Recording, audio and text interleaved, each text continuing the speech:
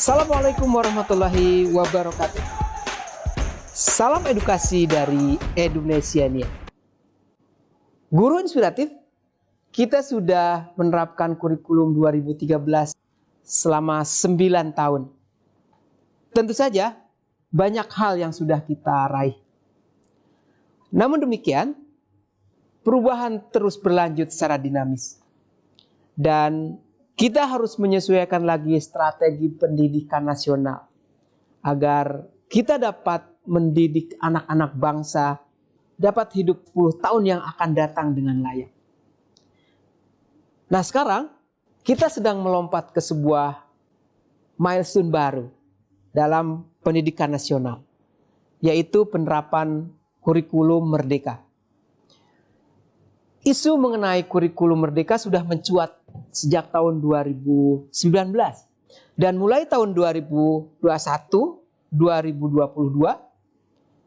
Kementerian Pendidikan sudah menguji coba kurikulum tersebut pada 2.500 sekolah penggerak di seluruh Nusantara. Sekarang tahun 2022 Satuan Pendidikan dapat memilih untuk menerapkan kurikulum merdeka secara bertahap sesuai dengan kemampuan masing-masing.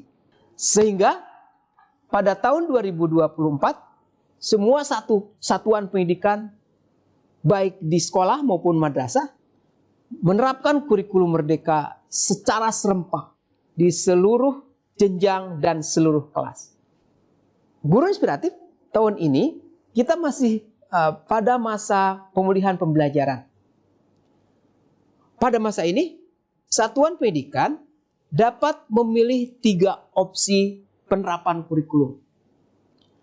Yang pertama, Satuan Pendidikan dapat tetap menerapkan kurikulum 2013 secara menyeluruh. Opsi kedua, Satuan Pendidikan juga dapat menerapkan kurikulum darurat, kelanjutan dari pembelajaran yang sudah kita laksanakan di masa pandemi COVID-19.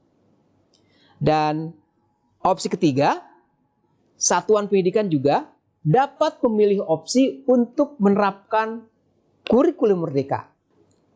Bagi Satuan Pendidikan yang ingin menerapkan kurikulum merdeka, diberikan 3 opsi juga. Yang pertama, Satuan Pendidikan mandiri belajar. Satuan pendidikan ini dapat memulai menerapkan kurikulum merdeka pada beberapa komponen. Misalnya pada komponen pembelajaran atau komponen assessment.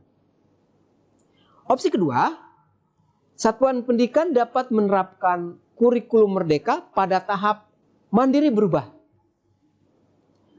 Pada tahap ini, Satuan Pendidikan dapat menerapkan kurikulum merdeka menggunakan perangkat yang sudah disediakan.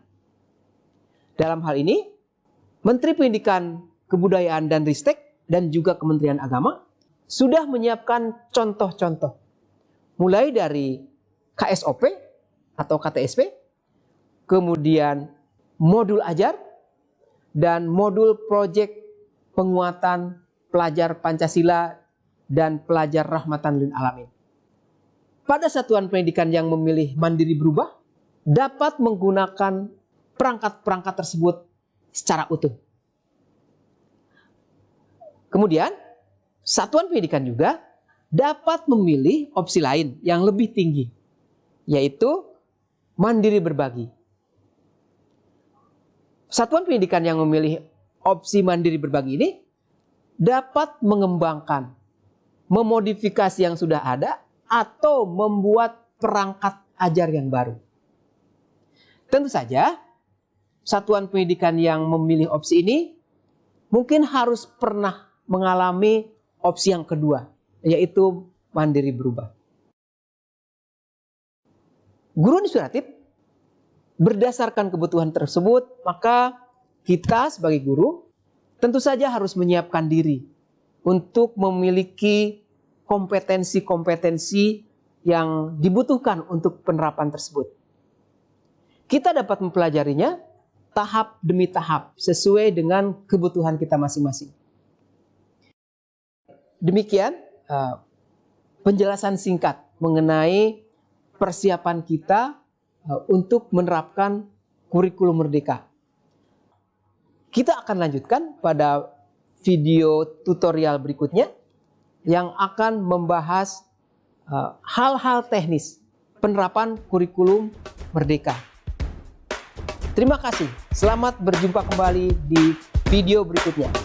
Salam edukasi dari Edunesiania.